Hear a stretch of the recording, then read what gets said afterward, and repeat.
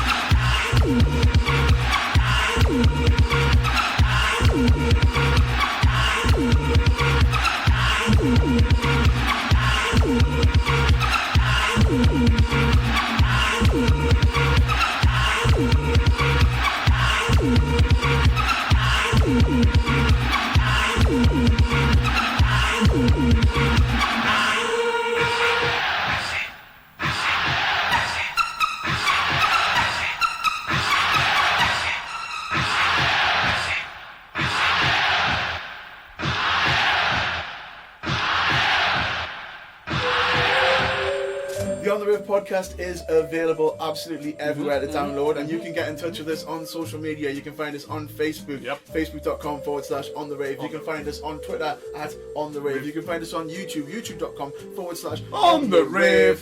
We are on Instagram. That's my favourite one then. Where you can find us on the rave with Addie and Gav, where you can see pictures of what Addie's been doing during the week. Shenanigans. We are powered by Podbean And fueled by Basement Don't SNAXX. forget that you can go into Ridley Place, wander down that spiral staircase and scream at Donz On the rave! and she will give you 10% off all of your cookies and snacks. Oh, goodness. it's good. Oh, it's good. Ah, there you go. Acidy goodness. Yeah, a little bit of acidy joy for everyone on the podcast. Thank you very much for Ravers' choice this time out. Hi. Gabba. Thank you very much, Steve. Yeah, spot on. Let's stroll straight into introducing our guest, I think. Let's tell people where we are first. We're We're live from Basement SNAXX. we're actually live at at the home of our sponsor. And we're going to be sitting down and having a chat with the head honcho of Basement SNAXX. We're sat down with Donz. Donz, how's it going? Alright.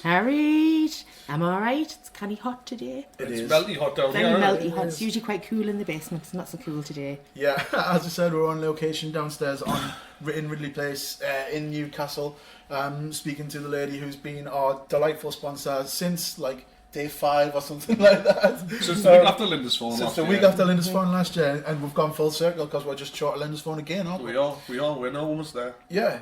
So, Addie, how did you meet Donz? You told me about this. Where did you meet? In a field. You met in a obviously. field. In a field, underneath a gazebo. Potentially. Yeah. Not, maybe, yeah, or a blurry party somewhere. Yes, blurry parties, but mostly for the podcast purposes. In a field at Lindisfarne. Yeah. Yeah. He showed me his spout and that was it. I couldn't help but sponsor him after that. I whipped my spout out and there was no stopping her. That was it. I was done. Yeah. That was a consensual spout as well. It was consensual. Yeah, you've got to make sure to mention the consensual spout, otherwise... Everyone loves a spout though. Yeah. I've never seen anyone say no yet. No, definitely not. The first time he offers it to me, I'm going to knock it back, just out of principle. So yeah, let's roll into just having a bit of banter about some music then, eh? Aye, why not? Why not?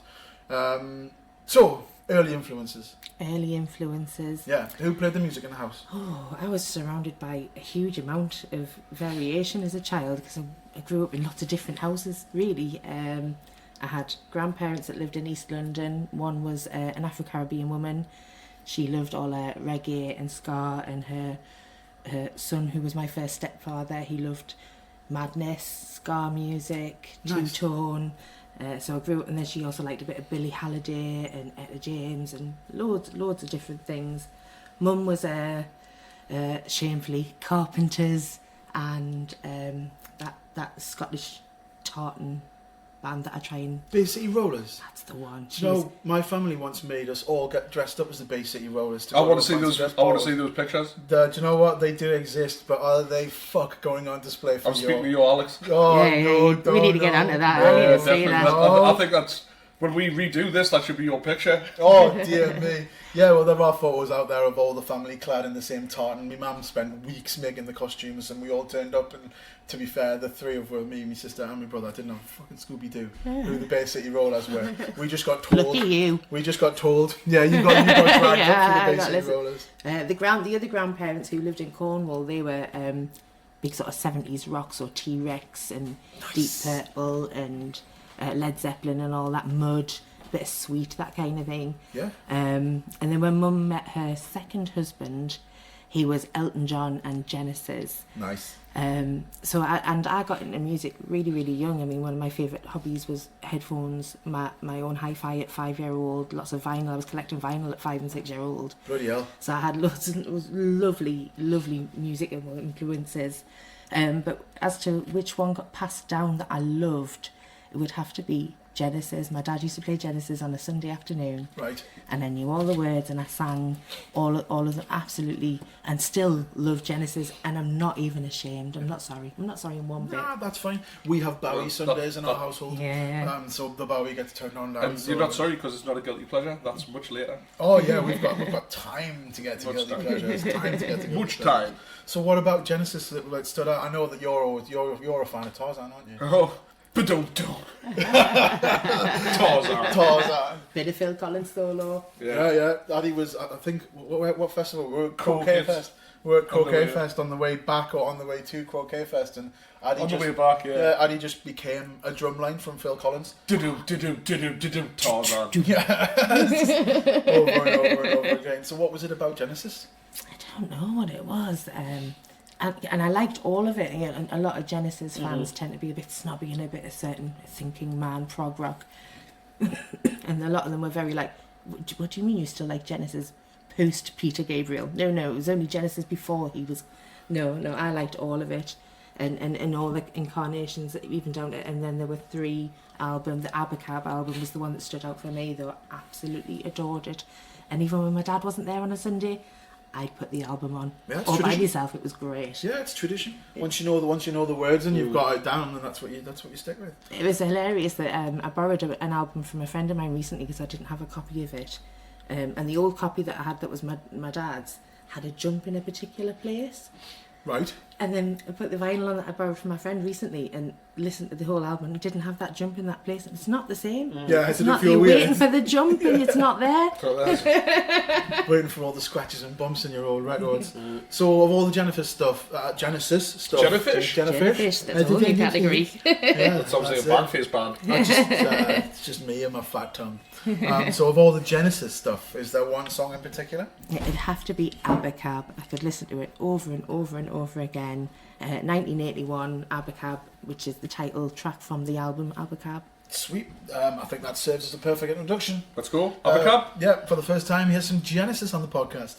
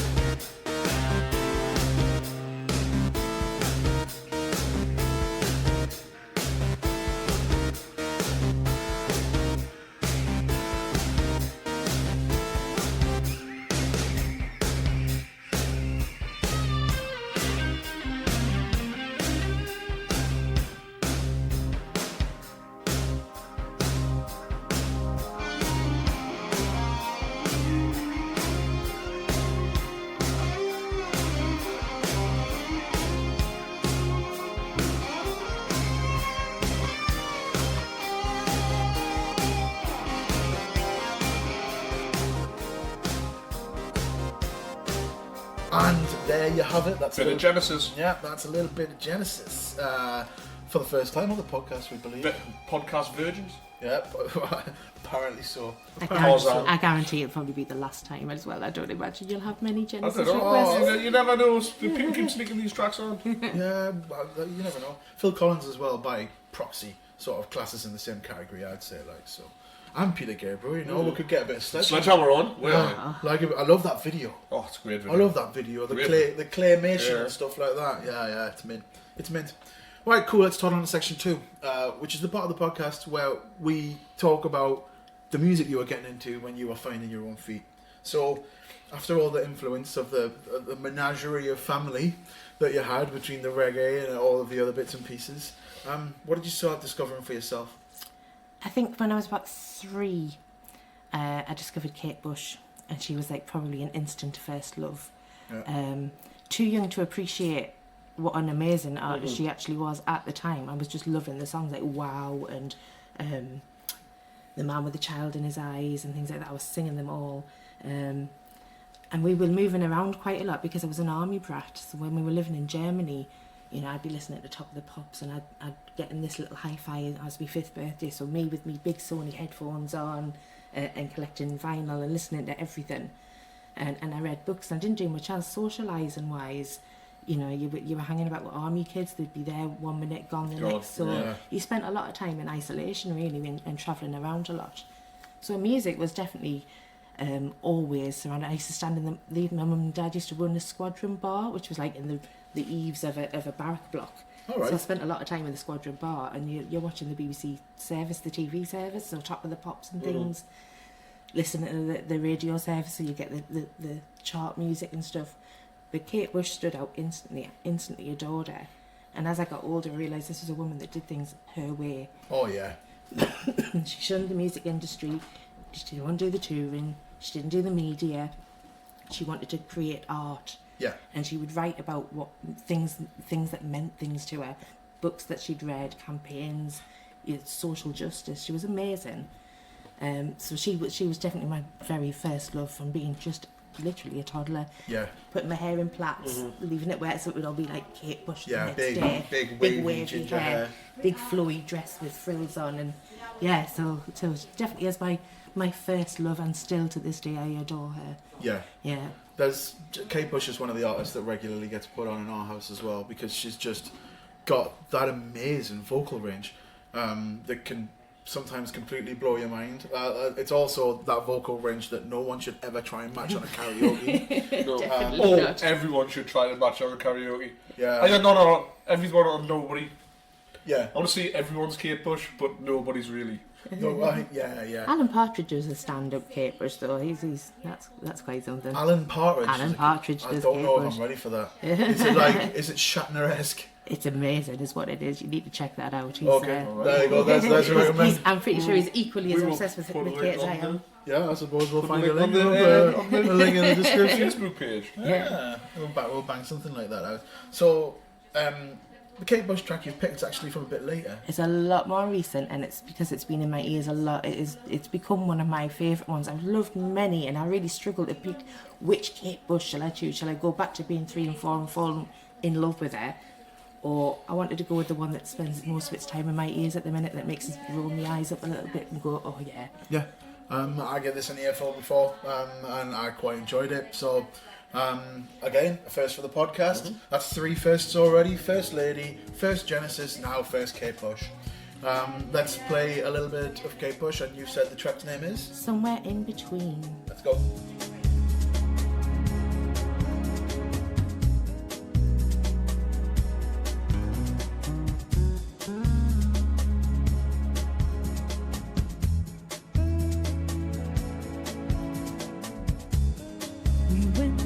Still,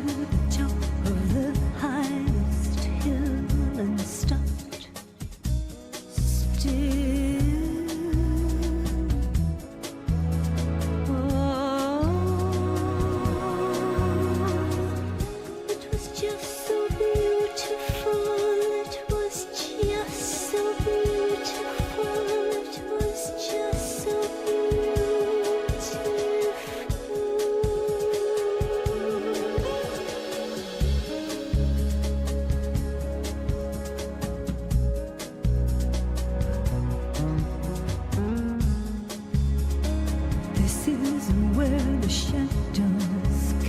to play twixt the day and night, dancing and skipping along the chink of light.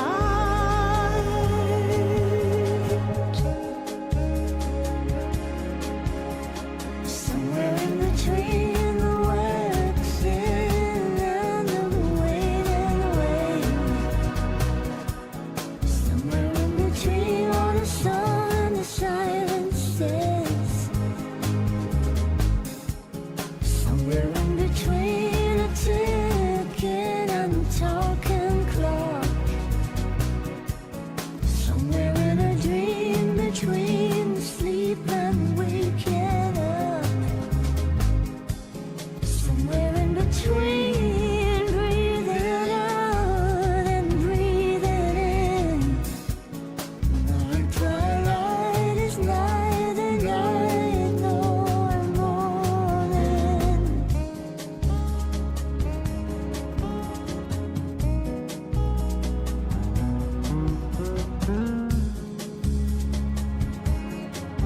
Not one of us would dare to break the silence.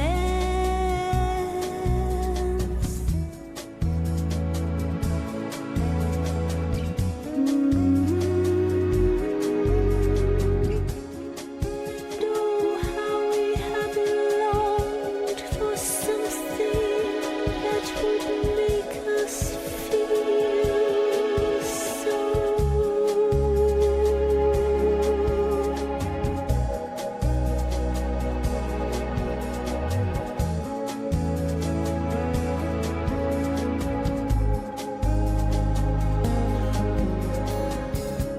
Somewhere in between the waxing and the wailing away.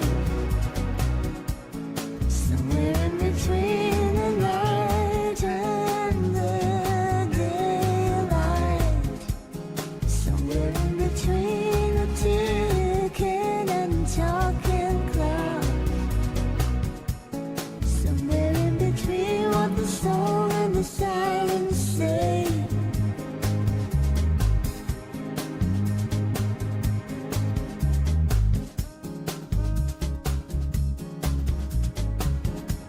Somewhere in between breathing out and breathing in.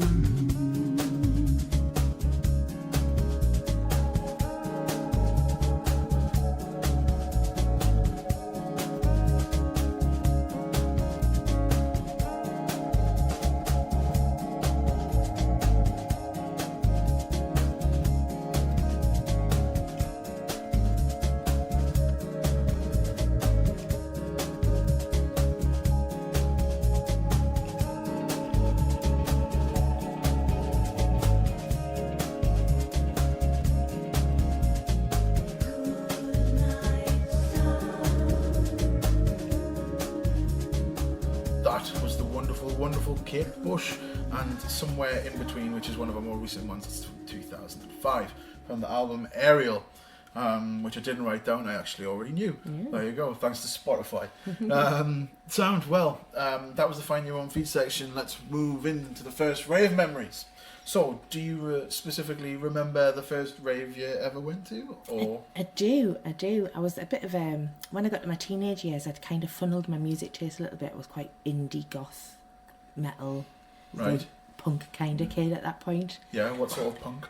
Oh, like everything, from Sex Pistols, Ramones, the Slits. That kind of, it was amazing, and I was kind of determined to shun the dance music scene. I was like, no, you bunch of trendies, no, get away.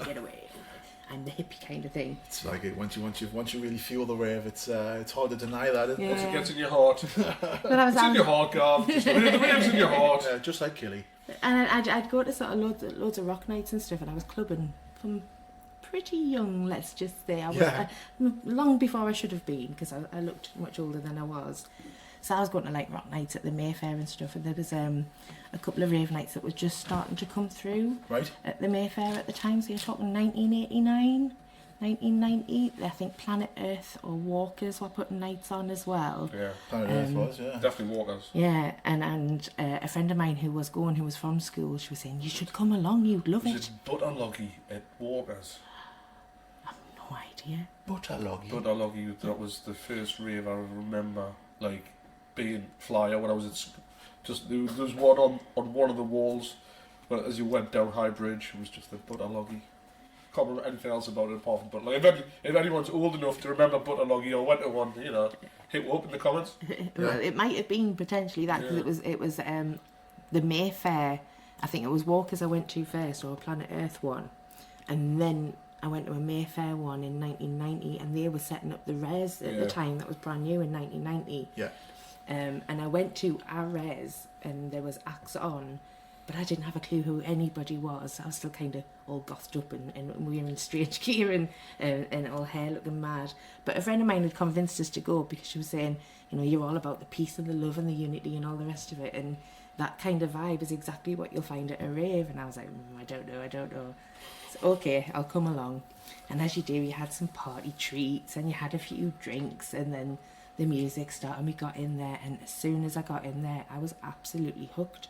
I was like, oh, actually, this is fucking mint. Yeah. And I was dancing all night, and I didn't think I would, and talking to everybody, and they were right. It was about the atmosphere that I hadn't really experienced. The rock nights were very like that. They were very eclectic. You'd have young, old, people chatting to each other, people being very helpful and very friendly, and you didn't find that atmosphere in many other places. So to come into a rave, I had these expectations of it being a bit chaffish and a bit yucky. Yeah. And I was very, very wrong, I'm glad to say. So I went to this night at Walkers or Planet Earth, and then I went to a Mayfair one, and then I started going to sort of warehousey parties and parties in fields, and some at Chopwell Woods. There were some great ones. There's a squatch in Chopwell Woods. Yeah, we're going to go and find it at one point. Yeah, we're going to go find it at one point. Maybe if you're lucky, we'll document that as well. Yeah. Just, you know, we're not just looking to do a wrestling podcast. We'll get a squatching one sorted out someday as well. They weren't really called raves, though. They weren't being called raves. The word rave wasn't used at the time, so we were like acid house parties. And we hear that a lot. So that was like sort of I only went to a few up here, and then I started going down south, and I think that's when I really got into it, because down south was very different music. What put me off up here is the tapes I was hearing were just full of MCs that sounded like chipmunks that didn't shut the fuck up. Yeah. And that really put me off, and I think that's where I'd gotten the sort of prejudice from. When I went down south, they were much more industrial, much more drum and bass, less lyrical and things. So. It's different south, the south, and the south. We spoke about this a few podcasts ago, didn't we? They are soft down there, you know, and they don't like the hard. They don't like it up and Gav. Well, I don't know, I thought it was harder down there at the time than what was going on up here. So up here, that was sort of very acid, lyrical, that piano hook that was in everything, Little Louis French Kiss and stuff like that used to stand out. And when I went down south, it became a lot more industrial. It felt a lot heavier, or whether that was just a time, because it was I think 91, 92 when I started going down south for raves. So yeah, having a great time, but I didn't have a clue what I was listening to. I really just got on with enjoying it and having a great time. I think everyone's a bit like that at some of the early raves. Yeah, the first one. Particularly like if you didn't fall into rave from, say, an older brother or something like that, where you had listened to their music, and you've got to you discover it for yourself, and you discover who you like, but you discover what type of music you like before you start like discovering who it is who's making the specific sounds. So it's just a bit of everyone's journey. Like so do you remember that, like, the absolute first one? Have you got any memories from that very, very first night at Walkers? Just a hazy memory of cuddles and just going in and speaking cuddles to everyone. And smoking poppers. Cuddles, smoking poppers. I was kind of an instant hit and started chatting to everyone, but I probably had the biggest tits in the entire building, so I was made to feel very, very welcome at the time, and I was only about 14 or 15.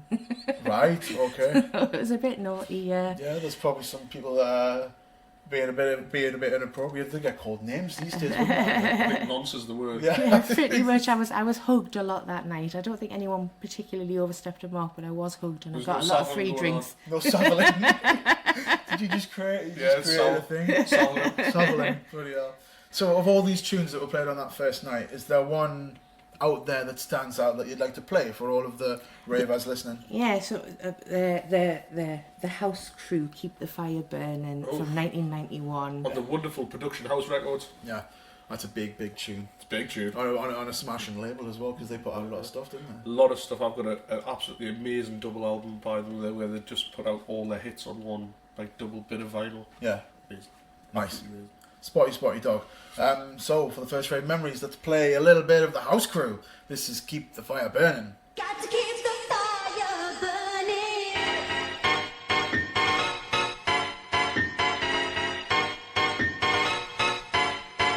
Got to keep the fire, got to keep the fire, got to keep the fire burning.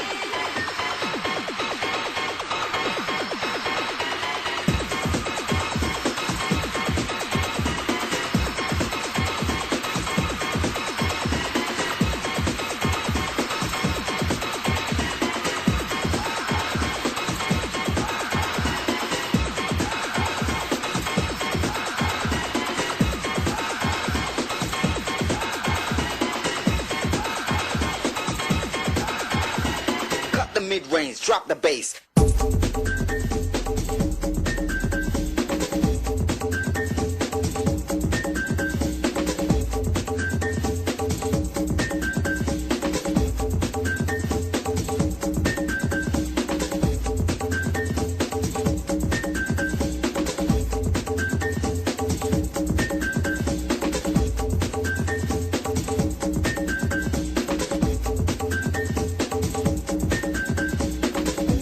Got to keep the fire burning. Got to keep the fire burning.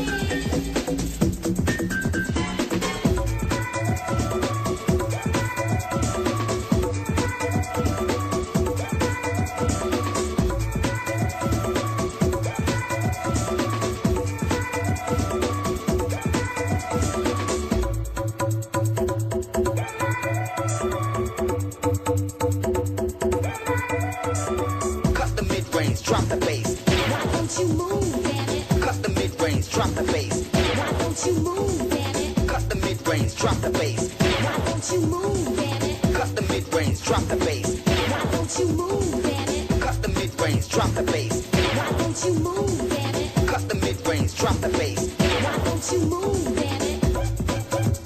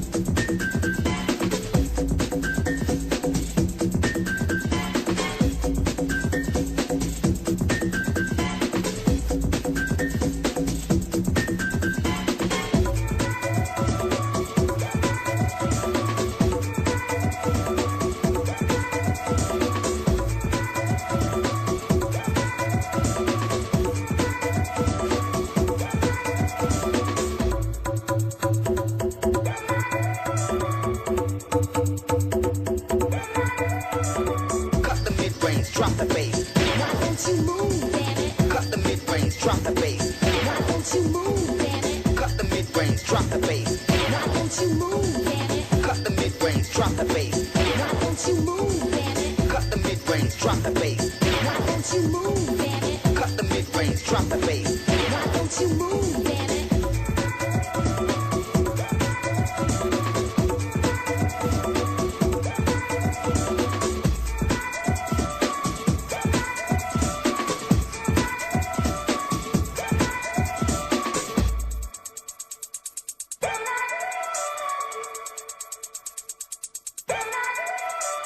Cut the mid-range, drop the bass. Why don't you move, baby? Cut the mid-range, drop the bass. Why don't you move, baby? Cut the mid-range, drop the bass. Why don't you move, baby? Cut the mid-range, drop the bass.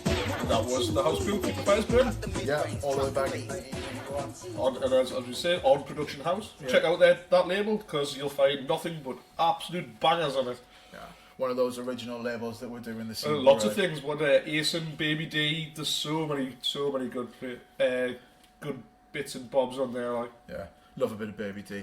Cool. Well, from First Rave Memories, let's move into section 4, which is the Festival Fever section. So, do you like a bit of a festival? Do you like a bit of what we always term outdoor noise? I adore it. Adore festivals. I'm quite new to the festival scene actually. Really? I didn't go until I was in my 40s to my first festival. So I'd been to a load of raves and fields and woods and things like that when I was younger, and that was absolutely brilliant. But an actual organised festival, a lot of those raves and parties in the woods ended up getting broken up or running because you can see the lights coming and things, and as the years kind of Everyone grab us. run for your life and not get caught and spread in different directions and things. But I hadn't actually been to a proper organised festival till I was into my 40s, so I went to my first beat herder, Oh, yeah. right. and that was 2016, so that was quite a recent, that was the first time I was like, right, I'm in my 40s, I need to get to a festival. Do you know what? There's loads of our mates were at that festival as well, weren't there? Isn't that It was one? cool when they could go with that one. Yeah, they do. They like a bit of beat here. I don't. Chris and Fridgman do. They Yeah, had they something do their to do own with it. thing, Yeah, yeah, they don't do. Yeah, they do. They do. I'm sure they're getting good. Are they getting set to go this year as well? Possibly. That's Don't what know. I'm sure I saw it. I don't know. Maybe we'll get a chance to speak to them sooner or later. Well, maybe if they're not too busy Yeah, for busy. the second year run. Busy men, but we'll see. Well, I'm Yeah. there this year actually, so let me know where they are and I'll go along. Oh, well, there we go. So, what was it about Beat Herder that you enjoyed? I think maybe because I didn't have a yardstick, so I didn't have a festival to compare it to, and it was so brand new to us, and it was just amazing. I loved the atmosphere, I loved the camping. It was an absolute quagmire though. I mean, it was Oh, Gav loves that. Yeah, I love a bit mud to the hilt. of, I love a bit of mud meal. And I've got this beautiful little white soul pad tent, which is this beautiful bell tent, and it was all set up luxury with a big double bed and everything in the middle of this black, muddy field, and it was like What right up next to the wall. manufacturer in their right fucking mind makes a tent white? The very thing you're doing is being amongst the grass and the mud, so let's make the tent white. So, nah, that's I don't know bad. if Soul Pad ever You- designed it with festivals in mind, to be fair. You had one job, so bad. One fucking job. Make it green. Exactly. Exactly. But it was fabulous. I mean, that tent you can get 30, 40 people in, no bother, and sitting around if you've got everything else taken out. And so we set our tent up and we were very excited, and we went running in and we had our little wristband on and the pair of us little virgin festivalers. And it's just a fabulous site. I mean, it's got everything. You've got like a working men's club, you've got your stage, you've got like your real hardcore area, you've got your little Stonehenge area. You can One of the stages is in the woods as well, isn't it? yeah, you've It's got the like tile trees, which is absolutely phenomenal. I loved and I mean that kind of took me back to when I was younger and To back first when sort you of- were in the yeah, forest and roads and stuff. and I was just like, it really felt like a home. And I was like, I could stay here for the rest of the month quite happily and not re-emerge from these trees. And it's got these little secret areas, so it took us a couple of years and a couple of times of going to find some of these like there's got like a secret swimming pool there, which took quite a while to find. A secret swimming There's a secret pool. swimming pool, yeah, which is like this little entrance is so hidden, although it is in plain view, you just wouldn't know.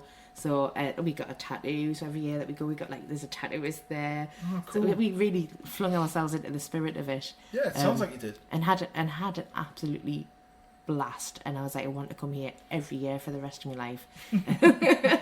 But it was just the nice size, like the idea of Glastonbury and that overwhelms. I don't think I would like the I'm very much idea. the same when it comes to stuff like that. Yeah. I like a festival that I can walk back to my tent and have a say cheeky line and then walk back again.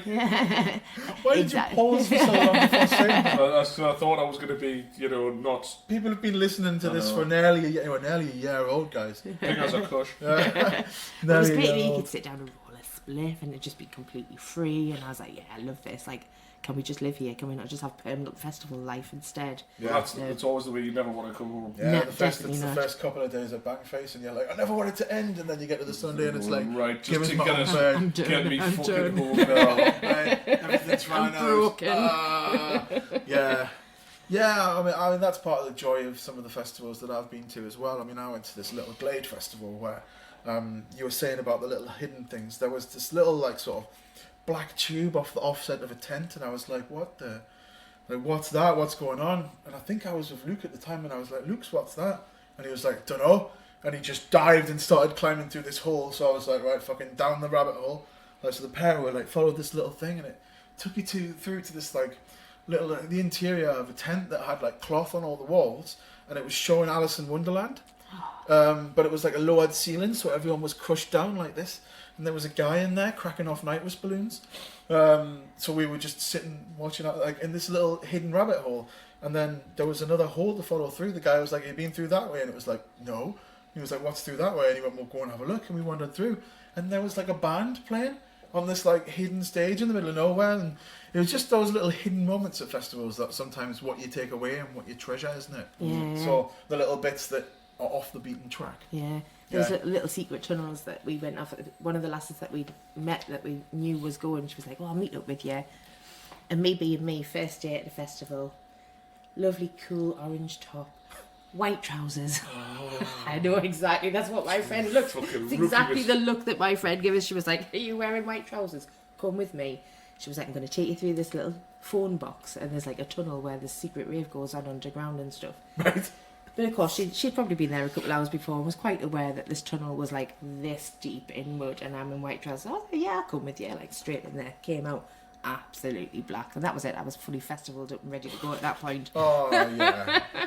Once you're caked in mud, That's that's it. it. Embrace the spirit. You're in Yeah. it now. You're in it. Yeah, you got to just embrace it. It's when you're walking through the mud and you're looking at your wellies and you look at the line of where the mud is and how much little bit of green, and you're like, "Do you know what? Like it's getting close. it's so close to just pouring over." Once your socks are done, you're done, man. Yeah. Once your socks are done, you're done. So of all the tunes that were played at Beat Herder, was there any tune that stuck out, or is there any tune that makes you like feel like you're in the festival mood? I think there was a take-home tune for our first festival year that everyone was singing. So Claude Van Stroke was on, and he's a bit mad and he's a bit eccentric, and I really liked that his music was a bit quirky. It wasn't, and that plays into my tastes. Yeah. And everyone was left singing it. Me and him were singing it all the way home, and we kept hearing it everywhere after that. So Claude Van Stroke, We Can Bake a Cake, Yeah. which has the most immense, crazy video Yeah. that goes with it. I'm sure we'll post the video because you really do need You to see really this need in Yeah, order to make it the justice. video it's sort of like a new world Mr. Brody getting sucked off in a car by someone Basically, who's yeah. by And some beautiful American woman. He's gone on some hot date with this beautiful blonde, and they've been at the booze and the champagne, and they've had a few lines, and she's given him what for in the car, and it's brilliant. And she pops him. He's an inflatable, and she pops him in the car, Yep. and she has to blow him back up again. Yeah, but with his digitized, squared out penis, it really is something to see. Like so, what you can do if you want is you can listen to the tune. We'll bang a link. We'll put a link up on Friday when this drops. Yeah. So we'll bang a link up on the Facebook and on the Twitter, and if you're really nice and I remember, I'll slang one in the comments on Podbean as well. So for the Festival Fever moment, this is Claude Van Stroke, and the tune is called We Can Bake a Cake. Let's Go.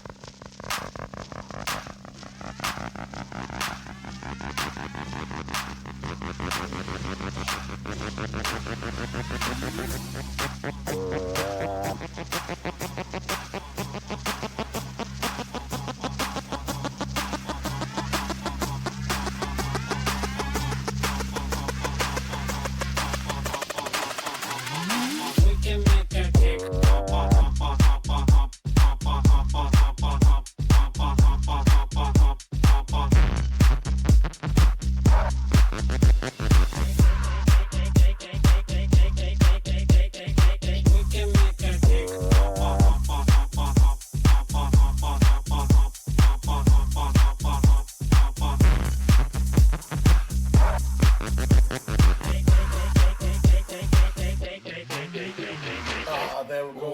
Oh, it's a double O. One for a bit of baked cake by Claude Von Stroke, and another for the bit of baked cake that we just got handed. And then it gets another double oh, because that was delicious. Yeah, you've heard on the advert talking about how good the food is here. We just got handed a bit of what it's a fudge and ginger beer cake. Chocolate fudge ginger beer cake. Yeah. And my God, you need to try this. It's just perfect. It's Right. just chocolatey and fudgy, just with a little tinge of ginger running through it, and it's all of the delicious. Yeah. Remember, you can get 10% off if you come down here and shout on the rave at Donz behind the counter. Yeah, 10% off all your coffee and snacks. Snacks, coffee, snacks, and good, and the cake really And you can hear me. really was good. Yeah. Oh, that's fucking delicious. So, with a clack of the cake, we'll move on to section 5 of the podcast, which is the shared discovery section. This is my favourite. This is when we get you to share some music of maybe someone who doesn't get enough love, someone you listen to that you think more people that you listen to and you don't think get enough love, or something along those lines. So, I like sharing music. Do you like sharing I music? love sharing music. I really struggled with this one because I thought, do I go down my favourite local band route that probably people don't get to hear very much, which is the Smoking Coconuts, Yeah. who I absolutely adore, and I thought, shall I bang one of their tunes on? But I have done that for them before in a different radio interview I did once, and I didn't want to just wear them out. You know, being played all over. But I kind of wanted to go for a band that probably no one else has heard of particularly. They were only around for a few years, and I adored them. They were like an accidental finder. I went to see them live in London. They're a London-based band. Right. And one of the guys, Matt, the guy that does the keyboards and that, he was doing sort of loads of music for what's that kiddies program with all the monkeys like on an island. A kiddies program with all the monkeys on an island? The little monkeys. Madagascar? No. It's like a regular kids program. Well, from now on, back Yeah, quite recent. Well, I haven't seen it for. Do you know, I couldn't honestly tell you the last time I watched kids TV. I don't have children, so it's never been on. If anyone has a children, if anyone has a children and has been watching this in the background, Gav's got old Sutherland. yeah, I've got all Savoy on everyone there. But yeah, if I'm anyone aware knows there's a pepper of a pig. Peppers of pigs. They're definitely Yeah. not Peppa Pigs. No, So, definitely not. No. All right then. There's very little monkeys on islands and pepper pig. I'll have to remember the name and drop you a thing so we Yeah. can Yeah. add to this later on. If you remember the name, drop a comment, tell them what it is, and we'll give you a shout out on the next show, because that's how it works. Well, they always- Actually, speaking of shout outs, Dave the Rave's been in touch again, everyone. Is this Dave the Rave's comment of the week? Yeah, Dave the Rave's comment of the week. I'm gonna have Yeah. some more Dave. Yeah, Okay. so while Addie digs into the cake, we'll do Dave the Rave's moment of the week. So Dave the Rave sent me another message. This time he got in touch with her on Twitter, and he said, on the rave, old school rave, hardcore hardstyle, back to the 90s, Jesus in rave, rave prayer, to the God, amen. Me, Dave the Rave, number one rave and Northeast legend, 2 monkeys, all the all dark rave clubs. There we go, fantastic. That was a mouthful and a half. That. Yeah, and Thank you, Dave, for being a constant contributor to our Facebook and YouTube and Twitter and anywhere that you can make comments. Yeah. You're much appreciated, and we'll keep reading these out every show. Yeah, absolutely brilliant. Thank you very much for listening and getting involved. Now, back to shared discoveries. So, after sharing Dave the Rave, obviously, so you went for the Infidels, which I hadn't heard of them. To be fair. Nobody had. They're my favourite unheard of band that shone brightly for a few albums and then they were gone. And I love them. Their live shows are so energetic. I couldn't keep still.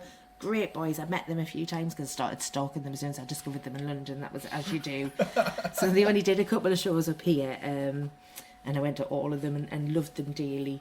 and they're called The Infidels. The track I've chosen is Can't Get Enough. Really energetic, full of guitars, full of just, young, youthful, zesty, wonderful.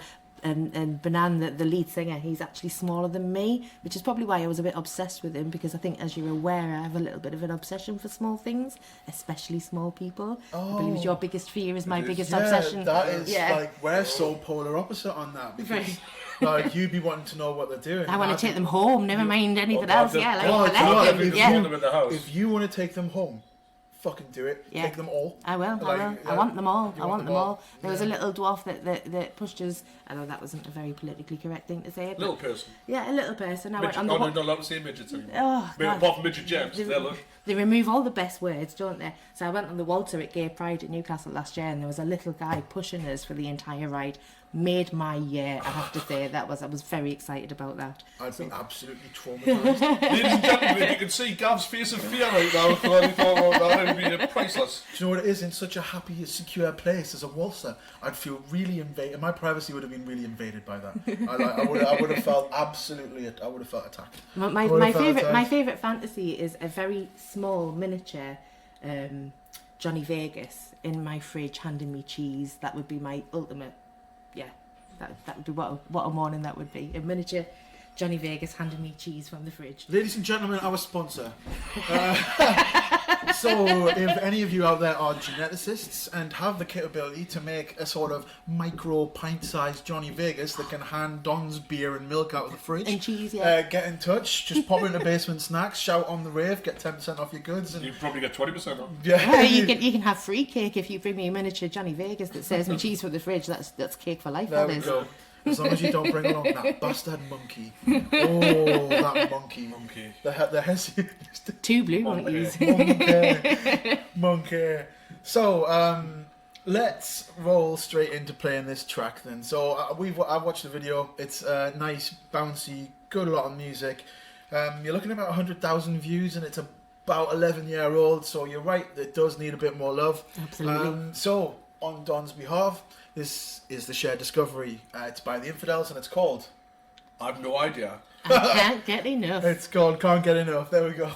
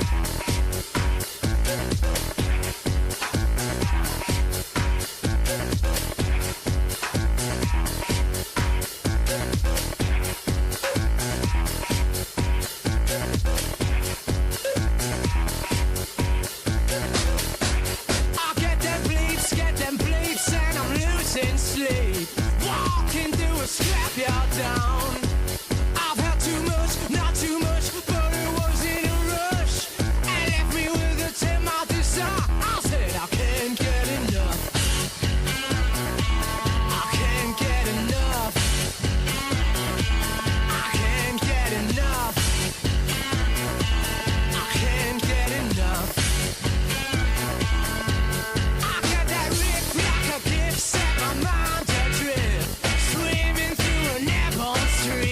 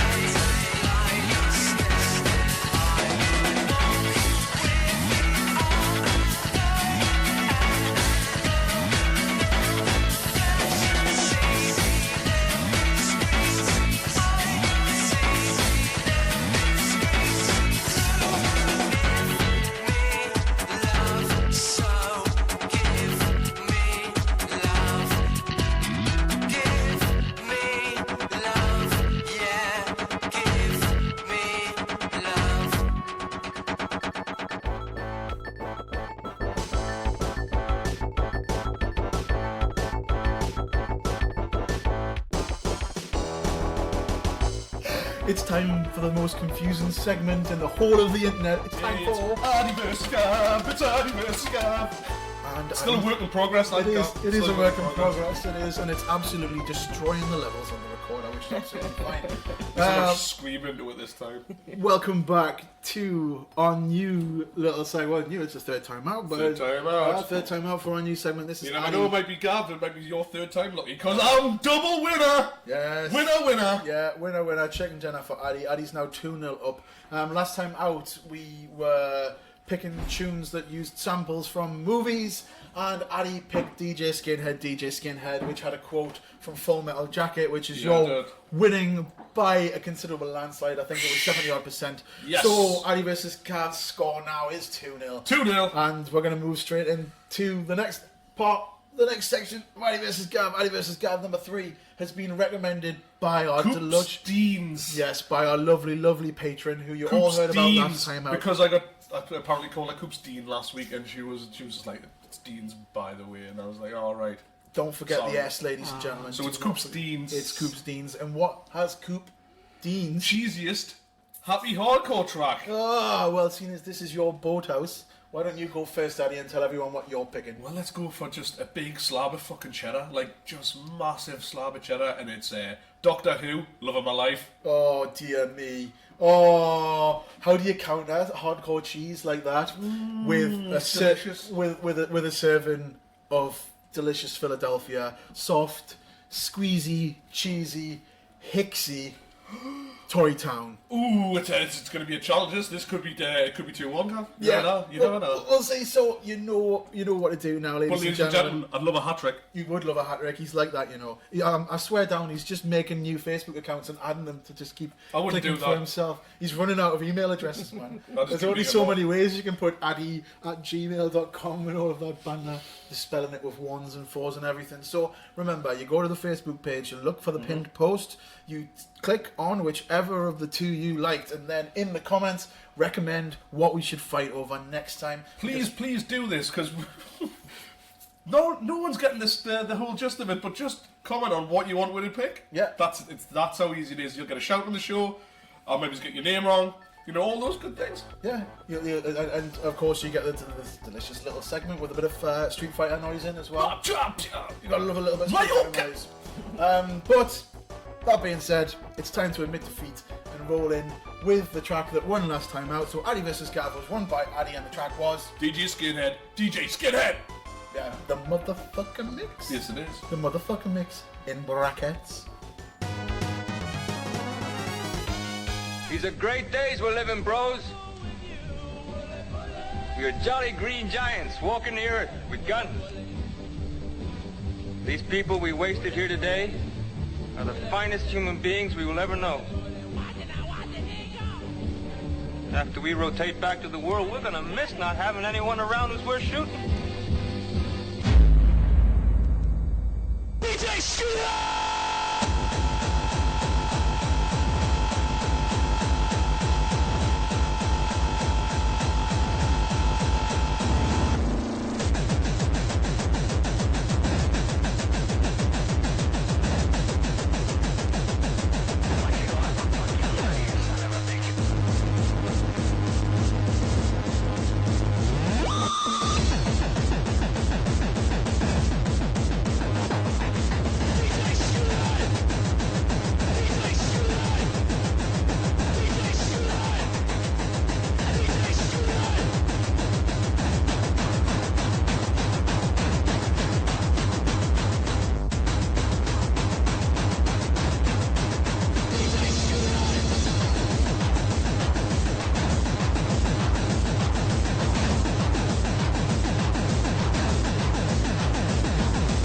I'ma call a couple of hard pipe-hitting niggas to go to work on the homes here with a pair of pliers and a blowtorch. You hear me talking, hillbilly boy? I ain't through with you by a damn sight. I'ma get medieval on your ass.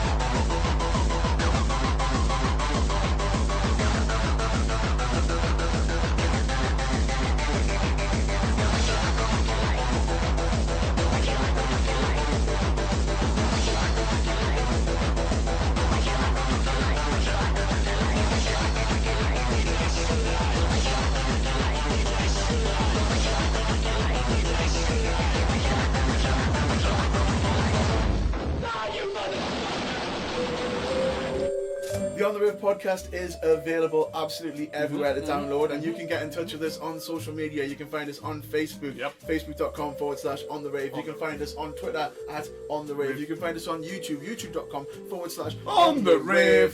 We are on Instagram. That's my favourite one then. Where you can find us on the rave with Addie and Gav, where you can see pictures of what Addie's been doing during the week. Shenanigans. We are powered by Podbean And fueled by Basement Don't Snacks. forget that you can go into Ridley Place, wander down that spiral staircase and scream at Donz On the rave! and she will give you 10% off all of your cookies and snacks. Oh, goodness. It's good. Oh, it's good. Ladies and gentlemen, it is now time on the On The Rave podcast where I ask the man to my left to set the scene. I'm taking you back to Lindisfarne last year. You maybe come out your tent. Some Geordie Bellend shouting on about spouts somewhere in the distance at some ridiculous time in the morning. He says, I'm sick of that dickhead. And I go and get on the rave. Spout. On the rave. Spout. And then you make your way up, trip over hippie, take someone's guide rope out, On my white tent, probably. on your white tent. Yeah. You get in there, straight to the dance tent, straight to the front. Someone random's on, and they just play an absolute stinker of a tune. Hands in the air, or you proper screw face you down. It's going to be Prodigy, No Good, Start the Dance. Yeah. Hasn't it? I'm listening. Absolutely. Yeah. And do I wild card it straight away for you as well? Whoa, Do you want me to throw my I'm wild going card to here? go 2 in 1, 100. Yes, the arms in the air moment is the moment where Donz has decided to use a wild card. So she's picked 2 tracks for this section. She's just told you all that she went for No Good by the Prodigy. Prodigy, and that's a banger. I mean, who can keep still when that's on there? Exactly. Prodigy. And that's Very from, infectious. That's from Music from the Jilted Generator. Yeah, the Yeah. second best Prodigy album. The second, but he's still not conceding defeat on that one, is he? Yeah. Although Ames would have told everyone as you listen that this is from the best album. But yeah, that's No Good in brackets. Start the Dance. I didn't realise it had a little bracket parentheses sort of thing. And that's very much a massive sound coming out in 1994. What did you go for the second track then? Well, the other one that I really struggled on choosing one of these. I struggled on quite a few of the tracks actually because there's too much choice. It's not easy. If we made it easy for you, it wouldn't be fun, would it really No. isn't, especially when some of those tracks you've just got to pick one. So the other one has to be Cafe Del Mar Energy 52, which, as far as I'm concerned, is a classic summer banger that will get me on the dance floor. My eyes will roll to the back of my head, and I will lose myself somewhere The in sound that of tune. Ibiza in 1999. Yeah, That is yeah. that's like that sort of. Wasn't it used on adverts like all over the place? That song as well. It was everywhere. everywhere, absolutely everywhere. Well, we'll keep that one nice and short and sweet. That's a double arms in the air moment because the wild card's being played. So let's have a bit of back to back to back to back to back. So first off, you'll hear "No Good" by the Prodigy, And then Energy 52, Cafe Del Mar. yeah, let's go.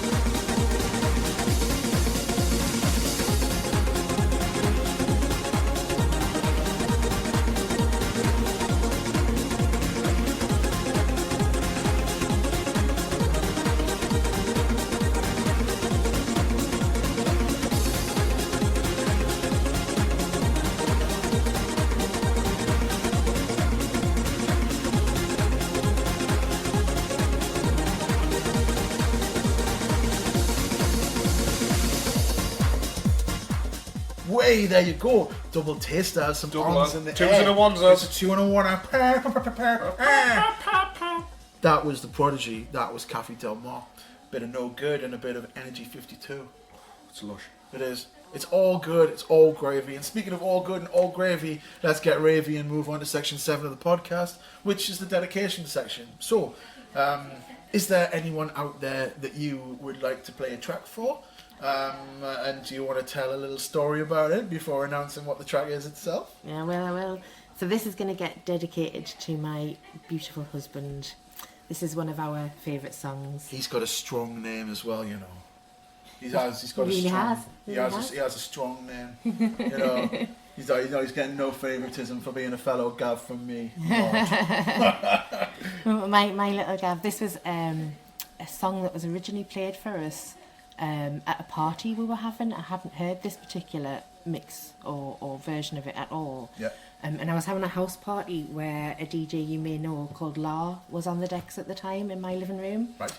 And he dropped a couple of bangers at this particular party, both of which I've chose for this list. He put Weak Become Heroes by The Streets, but it's the Royce-Up mix. Yeah. And I hadn't heard it before, and I loved that I loved that Streets album. It's a fucking banger. Seminal classic. Absolute banger. Yeah. Their best work, they went pretty shit after that, to be fair. It's probably the only one you can hear, look and go, wow. But this particular mix, he put it on, and I was just hooked, and so was Gav. We danced to it together. We adored it. We played it all the time after that, and it ended up being our... You know how you get at your wedding, you get like a first dance? Yep. So we had our first dance. We also had a last dance before we fucked off to the hotel to get jiggy with it and consummate the marriage. Oh, I like that. So that First dance, last and we dance. had a last dance, and this was our last dance. So we were jumping about, me in my wedding dress, him in his suit, pretty messy by that point of the day, ready to go fuck each other stupid at a hotel.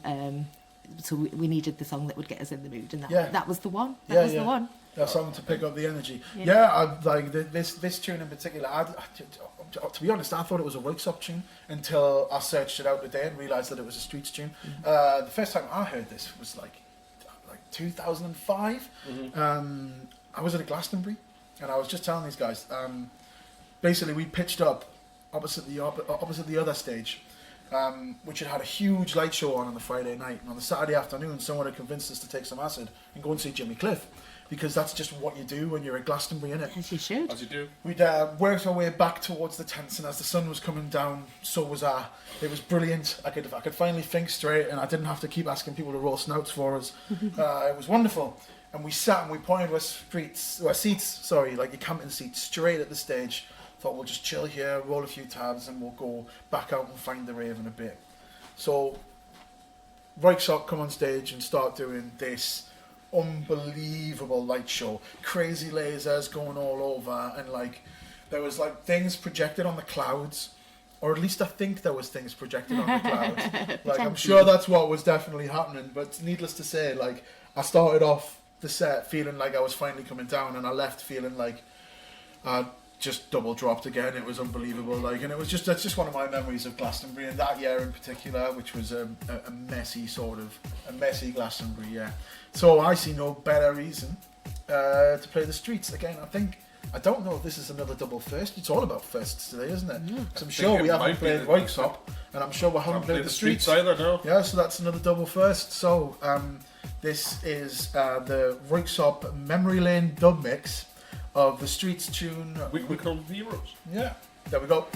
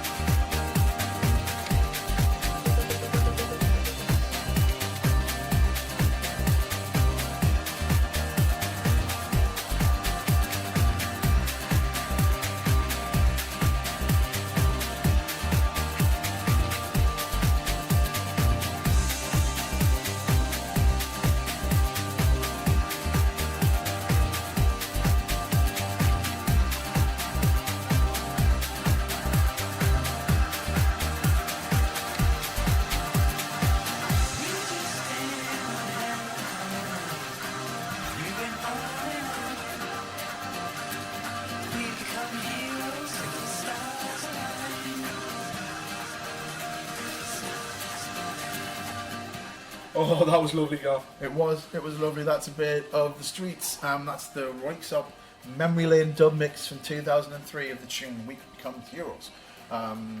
Again, it's the Streets. It's another band who I actually saw at Glastonbury, but I saw them. Basically, I turned up early to see the Roots, and the Streets were doing their very last song, and they were doing that fucking "Don't mug yourself, mate, don't mug yourself," and I was just like, "The fuck's going on?" Like, wasn't quite sure what was going on. But in any case, yeah, that's a bit of the Streets for everyone on the podcast for the first time out.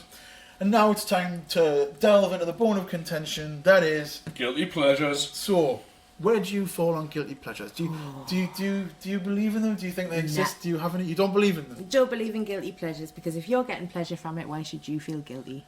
Well done. Well Yeah, said. yeah. Yeah. Despite saying that, you have picked a track. I have picked a track. What is it about? What is it? Without revealing what the track is, what is it about this track that makes it your guilty pleasure? It's a really quirky tune. It kind of embodies very much what I'm like, I think, in sound version. I love this group in particular. They've got so many quirky and unusual songs. They just stand out from the crowd. They're very different, nothing like them. I do around also on love the this scene. band. And Yeah. so does Brenda. Yeah. Brenda absolutely loves this band. Brenda loves this song in particular Yeah. as well. Yeah. So yeah. Big up Brenda. So the band you've picked, do you want to tell everyone who the band is? They're B-52s, and the previous party that I'd mentioned where We Become Heroes had been dropped by Lardy Dardy, who also knew that I liked quite eclectic and unusual music. So when that same night, not long after that particular song got dropped on us, he put this one on, and the room just went wild because I was jumping in the middle going, La, you fucking legend! That he could go from wonderful break beats and wonderful bouncy, happy, ravey tunes that he'd been on the decks with all night, and then he just drops this one on, and everyone was like, "What the fuck is this?" And I was like, "Yes, it's the B-52s!" Went running out onto my balcony right behind him where the decks were, and was like jumping about on my balcony. I think it was probably about 5 o'clock in the morning. Have they? You've got a balcony. I have a. What the fuck else have you got in I've this got a house? 3-story house. So they've got like a balcony that sits out the front of my living room. We literally had the balcony doors wide open. We had the guys, a few DJs like on the decks, like at the doors. So like, you know, I think probably most of Washington could hear that party. So he drops the Rock Lobster, which is just absolutely phenomenal, and what a thing to drop on at that time of night. Brenda looks like a lobster. Brenda absolutely does look like a lobster. Even she's a dreadlock lobster these days. The like. Brenda 52 lobster, eh? Yeah, there we go. There we go. Do you know what? I love this tune, and I absolutely love the satire version of it from Family Guy as well. The in Rock Lobster. That has the potential to absolutely kill me every time. I don't think we've ever played a lobster type tune. No. It's funny with the pair of Like, you know, it's been yeah, so we're big ingrained in our band. aficionados of the lobster. Yeah, I've bought a lobster costume for the cat. He hates it. Like he wanted, my cat's a bit special, Toadie, and we thought he might wear the lobster costume. He's not a fan of it. He likes the little camouflage bandana, but He's not a fan of the whole lobster crawl. no, he's a junglist. He's not a fan of the old. Me and my friend Vicky tried to set up our own religion, the hairy lobster religion, way back in the day, long before the days of the flying spaghetti monster. So we had our own hairy lobster, which is probably based on this song. Maybe you were the inspiration for the flying spaghetti monster Potentially. religious cult. Is it a cult? Is it a cult? I don't used know to if it's get a cult. called. It's a movement, isn't I it? used to get called something quite similar. Maybe it's not a cult. There we go. But, If anyone's seen me in my devil costume, then you need no quotes as to what that word is. So let's play a bit of the B-52s then. So for the first time on the podcast, here is the amazing Rock Lobster.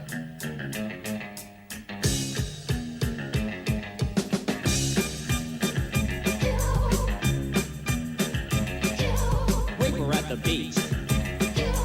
Everybody had matching towels. Somebody went under a dock, and there they saw a rock. It wasn't a rock. It was a rock lobster.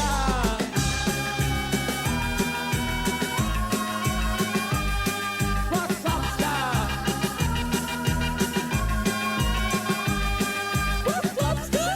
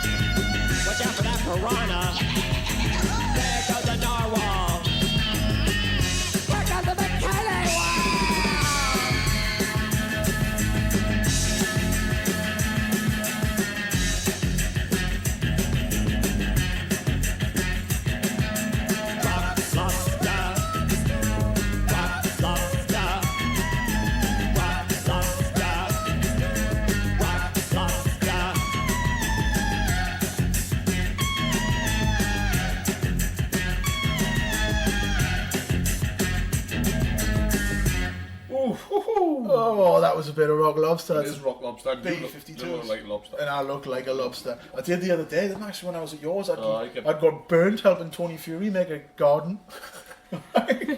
As always. So, section 9 of the podcast. We're going through this quick again today. Section 9 of the podcast is when It's the GOAT, Gav. It is the GOAT. It's the greatest of all time. Yeah. So, was this another difficult one? Oh God, what a fucking horrible decision to try and make the greatest of all time. It's a I mean, hard for one. me, that can change from on a daily basis. You know, it just depends what song you're into. I had to try and really work back into my memory banks as to which one caught me when I first heard it, and still has the same effect on me today. And that was my parameters to find the song that I thought was the greatest of all time. He's again probably one of my most favourite legendary artists. Like up there with Kate Bush for innovative, on his own, musical talent, production. There's nothing that man can't do. Like Kate, they're right up there, parallel together, as total legends. Not with us any longer, sadly. But a bit of Prince is just, you know. And definitely a GOAT. Yeah, there's lots of people out there who would probably put Prince into this category, Yeah, into the greatest of all time it's category. really hard to find an album that you think that is bad or a rough song. Like even his shit songs are great. You know what I mean? That Well, just not even after he changed his name to a scribble. well, I really admired that. That was such a controversy at the time because people didn't understand what it was about. But I totally got what it was about. It was like a big two fingers up at the industry, wasn't it? You Well, it don't was, own because me. it's the You opposite think of- you own my name, but do you fuck own my name? It's the direct opposite of branding, because all of a sudden there was no way to identify him on social media and stuff like that. You'd have to call him the artist formerly known as Prince, and it made it more of a mouthful. And it was quite a clever ploy, I think. Really clever. I mean, the intelligence that was sat behind that. People took the piss, and it was a source of great fun. But I genuinely think it was the boldest, cleverest move I've seen any artist make against the industry. Anyone who can put their fingers up at the industry, like Kate, like Prince, big up to you. Yeah. So what is it about Prince that's like? Do you know what it is? I'll just come out with it. I never really got the whole Prince thing, which is weird because there's a modern equivalent in the wrestling who I get completely in the Velveteen Dream, and his gimmick is I am like Prince. But I just didn't get it. What is it about Prince that like deifies him in your eyes? Oh, I think it was this sweet, shy guy that you could see was a real sweet, shy guy who brimmed with sexiness that he really struggled with. I think he was very honest. I think he played out everything for all to hear in his music, you know. He has a particular sound that you know instantly is Prince. He's got a Prince sound. He writes for other people, but you can tell instantly that it's a Prince song that they're singing, you know. Yeah, from being a child, instantly loved him. This little skinny guy in these big boots, sort of sidling among and smouldering all over the screen. There wasn't many guys I fancied as a wee child, but he was definitely one of them. Yeah, he's one of those ones that was a really unimposing sort of figure despite his stature in the industry. Because lots of people deify him, don't they? There's lots of people out there who just won't have a bad word said about Prince, the same as I am with Bowie, you know what I mean? He's just one of those ones that's like quite globally treasured, like all across the place, and his back catalogue of work is wonderful. It's phenomenal. It's just huge, isn't it? And there's It's what so you much can't- that hasn't been released. There's so much that is just sitting in his Paisley studio over there in Detroit, and it's just, there's something about him that just stood out from the crowd. You can't help but admire the music that he makes. But he's, like you said, he's so unassuming and very generous, and he'll work with other people and do collaborations, and there's just something very mysterious about him, but very honest as well. Yeah. Do you think in the pop worlds, like the world that Prince has come from, do you think there'll ever be people like Prince, people like Bowie, or do you think, you know, these like solo artists who can be absolutely pedophiles? Because there hasn't been a one recently for you. I mean, the last massive, like, huge pop star like that was probably Beyonce. Yeah. And she's like a good 10, 12 years into her career now. So, Yeah. like... But do I you think- still don't think I would put her up in their category. Yeah, it's not the same, is She's it? not the same. She hasn't got that same talent. No. She's got a great drive, but she hasn't got that all-round talent where you're often you're writing your own music and you're writing music for other people and you're producing it and you're as comfortable in the studio She's doing all she's very the. much singing other people's Yeah, phrase. you know, here's a song, sing that, pet. Here's a choreography that we told you how to do. I'm not impressed by that shit. I really am. So I've got no time for Beyonce. As wonderful as she is, I'm not going to run out and buy any of her albums. Yeah, and that's it's it. just. But overall, there aren't really those standout individuals that you can see who are going to be as easily pedestal. I mean, the last great one like that might have been someone like Tupac, because he was like deified even just after his death, wasn't he? Yeah, So, yeah. like, I've been to there's really- Tupac's death spot in Vegas. I've stood right on the spot where he was shot. Have you? I have indeed. No, yeah. that's a claim to fame, isn't it? I've stood on his death spot. How does Weird Al Yankovic put it? Weird claim to fame. Oh, is it? No, lame claim to fame. Lame claim to That's fame. what he thought. It's my lame claim to fame. I once shared a lift with Keanu Reeves. Cool. So you've said it's Prince. Yes. I can see the tune that you've picked. Do you want to tell everyone a little bit about why you've picked this tune? What is it about this tune in particular? From the minute it opens, it's got you. It's speaking an honest truth. Like I said, it cuts through the quick that you can relate to it, and how, you know, life was. It's a snapshot of life in the 90s when it came out. Pretty sure it's an early 90s one. Potentially. 1987. Yeah, late 80s, early 90s, fair enough. But it was a snapshot in time of what was in the news, that what was going on, that still rings true today, that it's a classic that you can put on now, and it doesn't date. Yeah. It doesn't date in any way, shape or form. Yep. And it's sign of the times. It is Sign of the Times. I heard this just yesterday on Absolute Radio 80s. When it was playing out. I'll and pull it's- back to my constant sample. Good music will never be shit. Yeah. Shit Yeah. music will never be good. That's it. I mean, as much as I might not personally be a huge fan of Prince, his influence on music is absolutely undeniable. And as you were just saying, this Prince track is from 1987, from one of the seminal albums that came out at that time, and the tune is called Sign of the times. Oh yeah.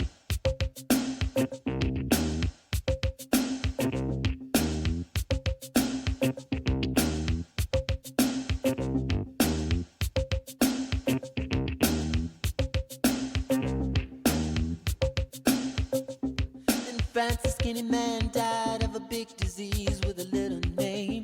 By chance, his girlfriend came across a needle and soon she did the same. At home, there were 17-year-old boys and their idea of fun is being in a gang called the Disciples, high on crack, toting a machine gun.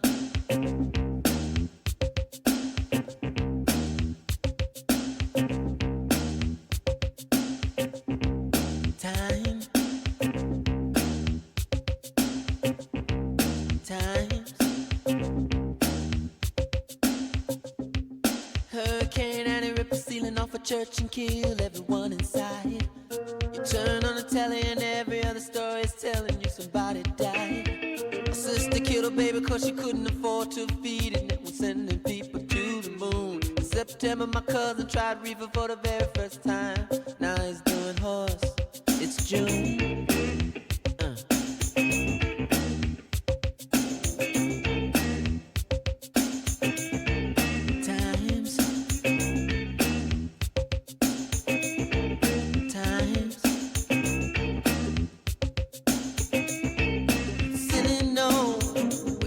Ship explodes and everybody still wants to fly. But some say man ain't happy unless man truly dies. Oh, why time.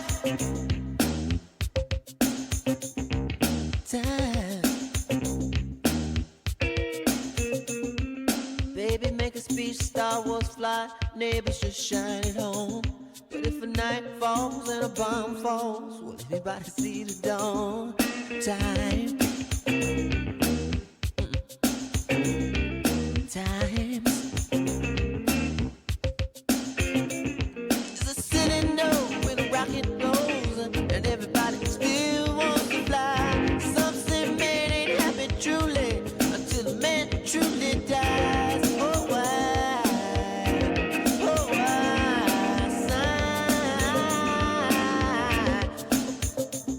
Time.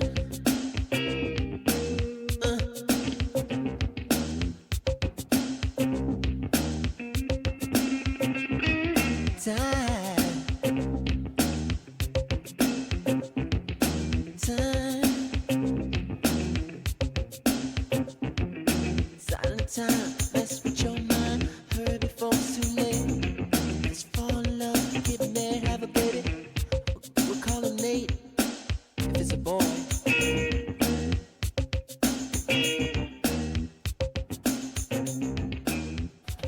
There you have it. That's a bit of Prince on the Rave podcast. That was Sign of the Times, and as we said, from all the way back in 1987, which was a good year. It was a good year in music. I believe it was. In any case, Addie, we've done it again.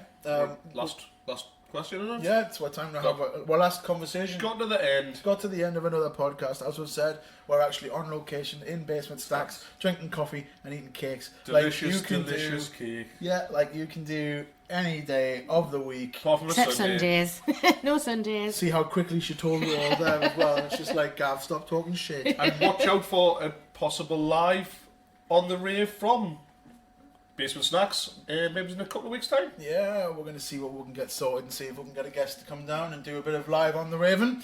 But for now, let's stroll into section 10. And the final section of the podcast is the personal anthem section. So, was this another difficult one to pick? No, it really wasn't. I mean, I did think of another track that I absolutely adore, because New Order and this particular band, it was a really tough decision, but this one has been my anthem since it first ever came out. Right. And if you asked anybody else that knew me what my anthem was, they'd all say this without hesitation. So Exactly. it had to be that. It had to be that one, really. That's it. I mean, there's different ways that people answer all of the questions on the podcast. We'll give people a couple of different scenarios to think about when we give each section, and I think a song that other people associate with you is the true meaning of your personal anthem. Yeah, absolutely. You might have a song that really rings true with you, but there'll always be a song that reminds other people of you when they hear it. Like so. Very true, Gav. Yeah, that's it. Just like you with the Naz and Bruton and me with Bong Ra. It's that's just what the crack was. So, do you want to? So, what is it about this song? Yeah, what is it about this song? I think because we spoke about this. We waxed lyrical on it 2 podcasts ago. Yeah. So you go. The least original on this entire podcast that I've done, the only not first I've done it. That's it. Everything else has been a first lady, first all of the bits and pieces. But you only got beat by 2 podcasts, otherwise this would have been in as well. Yeah. So I think this was sort of 1990. This was just as I was discovering sort of the dancey, ravey scene, and the club kids were huge at the time.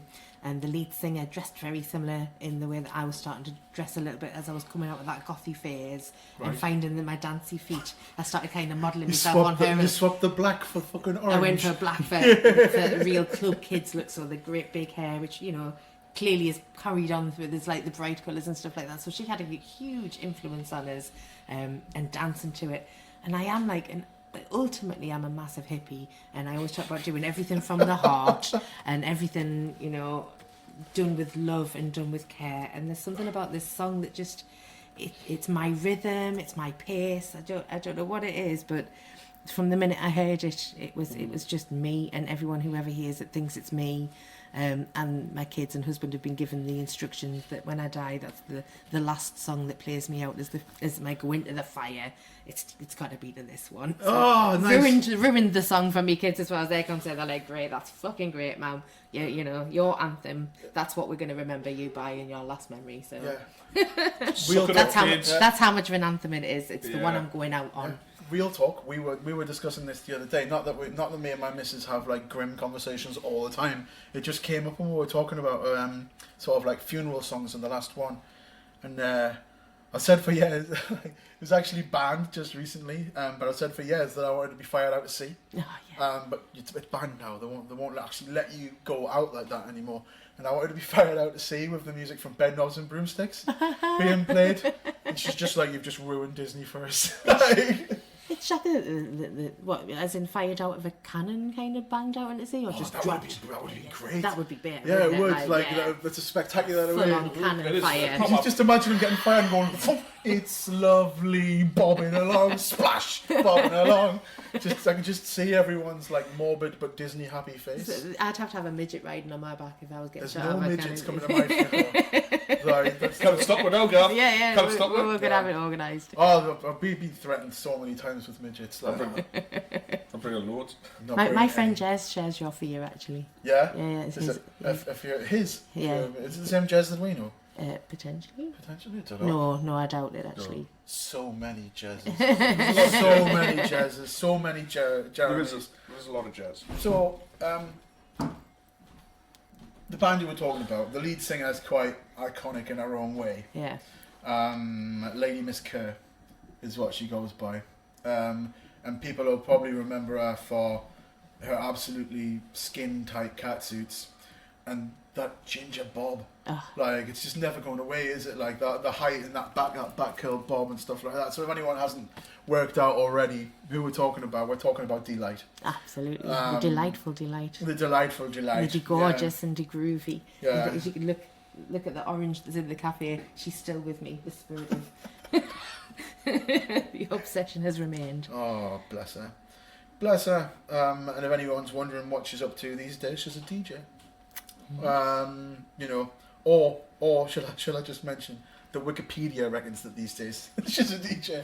So fuck knows what she's actually up to. But in any case, for the personal anthem moment, we're going to play a song that we've already played on the podcast, but that does not matter at all. No, not at all. Because as we've discussed, and as Addie's already recurred in this one podcast, that catchphrase of his. Good music will never be shit, and shit music will never be good. There you go, and this song is definitely not shit. Donz, it's been amazing sitting down and having a crack with the first lady of the On The Wave podcast. Yes. To sign out, this time out, thank you, Donz. The personal anthem moment is Grooves in the Heart by Delight. Thank you very much. Dig.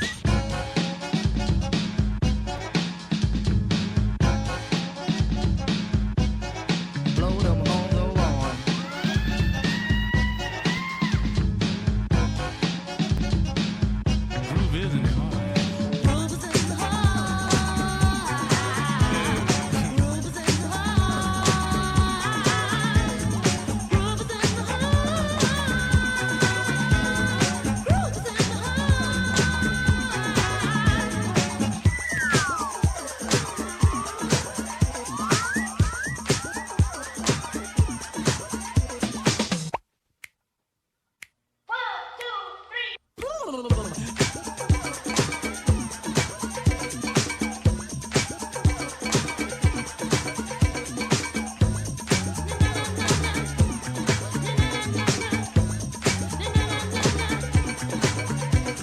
chills that you spill up my back keep me filled with satisfaction when we're done. Satisfaction of what's to come. I couldn't ask for another. No, I couldn't ask for another. Your groove, I do deeply dig. No walls, only the bridge. My supper dish, my succotash wish. I couldn't ask for another.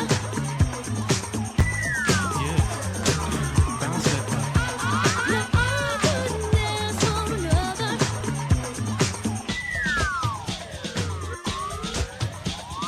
Something lurks in this torso.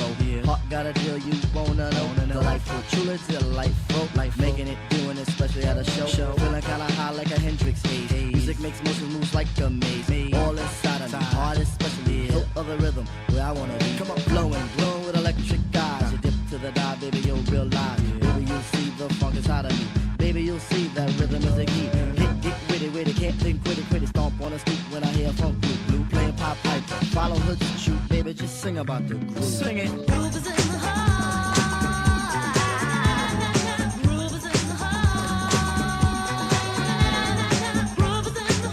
Groove is in the The On The Rave podcast is available absolutely everywhere to download, and you can get in touch with us on social media. You can find us on Facebook, facebook.com/OnTheRave. You can find us on Twitter @OnTheRave. You can find us on YouTube, youtube.com/OnTheRave.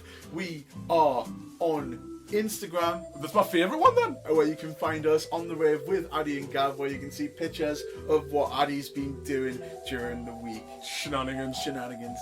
We are powered by Podbean And fueled by Basement Don't Snacks. forget that you can go into Ridley Place, wander down that spiral staircase and scream at Donz On the rave! and she will give you 10% off all of your cookies and snacks. Oh, it's good. Goodness. Oh, it's good. And there you are, Addie. That's the end of another podcast. It's another one done. Yeah. We're creeping up to 1 year, Gavin. We're creeping up there. Slowly creeping, grabbing, pulling. That was episode 23 of the Hardcore Histories. Trying to get a big name for not the last one, obviously, but our 1 year anniversary.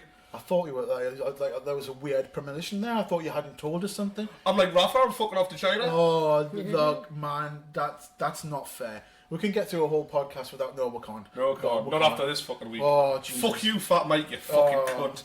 And whoever is running the social media for Newcastle United, like, oh dear me. So they posted this morning a picture of an empty queue over a bridge, talking about the queues of people lining up to get the new Newcastle strip, which is globally being panned because as the worst strip in all football this season. Yeah, and not only that, it's actually the most expensive strip in the league.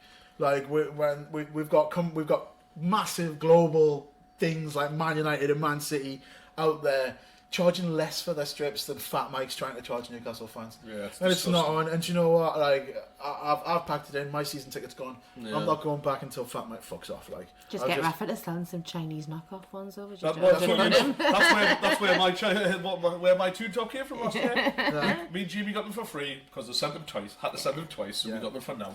Little Chinese knockoffs. So, well, do you know what we'll end up with though? We'll end up with a Chinese knockoff of Rafa, probably, which is the way things are going. Either that, or we'll end up with like someone randomly named, I don't know, Donne or Schlesinger, or Jesus, like, you know what I mean. Well, I wouldn't be surprised because Mike owns them, doesn't he? Oh, Jeebus. Do you know what's even worse as well? Like, just looking at the odds and seeing Steve Bruce's name.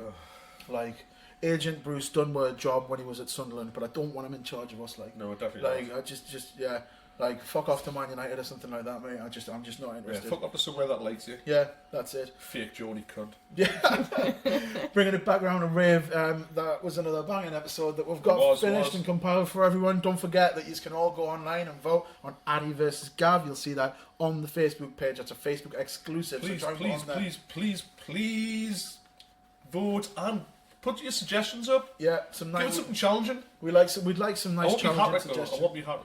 Yeah, I'd quite like to get off the mark, but you know, it's like one day someone will be like this banging jungle tune, and I'll excel. Yeah, then you'll win. Yeah, and I'll excel. Look at his face. Then you'll win. Look at his face. But luckily, I might get my hat right before that. Yeah, he probably will get his hat right before that. So what we'll do is we'll end the podcast the same way we end every podcast, which is with Addie pulling on that white jacket, opening up his leather bag of. Can you hear me test tubes? I can hear something. Yeah, it's like, that's Addie tinkling with test tubes to come up with something super sciencey for all of you out there. So, Addie, I believe there's a theme. Well, to commemorate the first lady of the podcast coming on, I've picked an artist that I love dearly, a three-piece drum and bass from, I think they're from Milwaukee or somewhere, but I could be wrong about that. Say it properly. Milwaukee. Yeah, there you go. And they're just been just at the pinnacle for as long as I remember. And I love listening to their podcast when they eventually do them all the time. Well, I think only one of them does actually the podcast, and a friend of the show.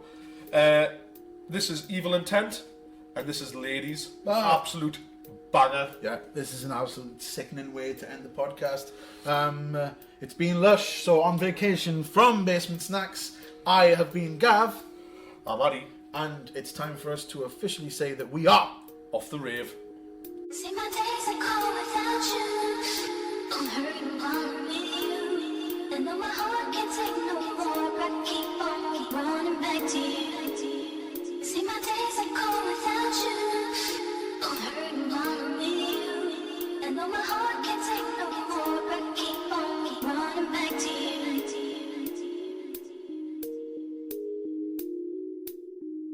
I'm hurting along with you. And though my heart can't take no more. See my days are cold without you. I'm hurting along with you. Running back to you, running back to you, running back to you. And though my heart can't take no more. I'm hurting along with you. Running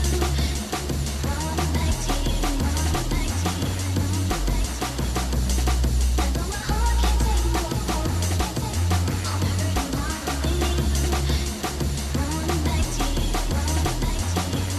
And though my heart can't take no more.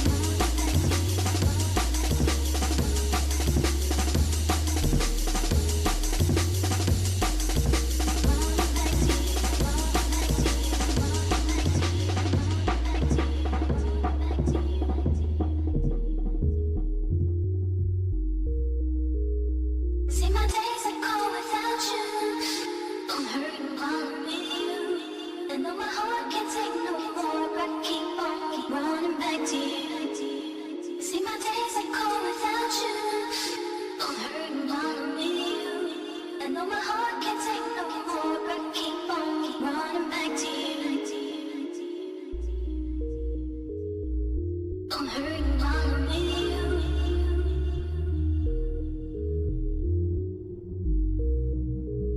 And though my heart can't take no more.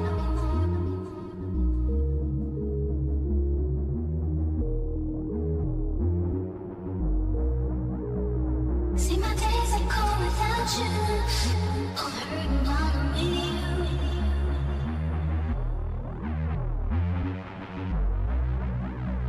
And though my heart can't take no more. See, my days are cold without you. I'm hurting while I'm with you. I keep on running back to you. And though my heart can't take no more. I keep on running back to you. I'm hurting while I'm with you. Running back to you.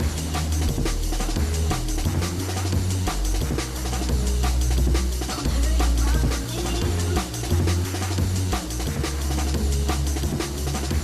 And though my heart can't take no more, I keep on running back to you. See, my days are cold without you. I'm hurting while I'm with you. And though my heart can't take no more, I keep on running back to you. See, my days are cold without you. I'm hurting while I'm with you. And though my heart can't take no more, I keep on running back to you. I'm hurting while I'm with you.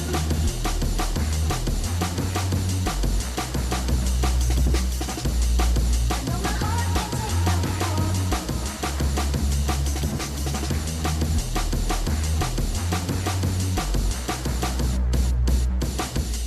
See, my days are cold without you. I'm hurting while I'm with you.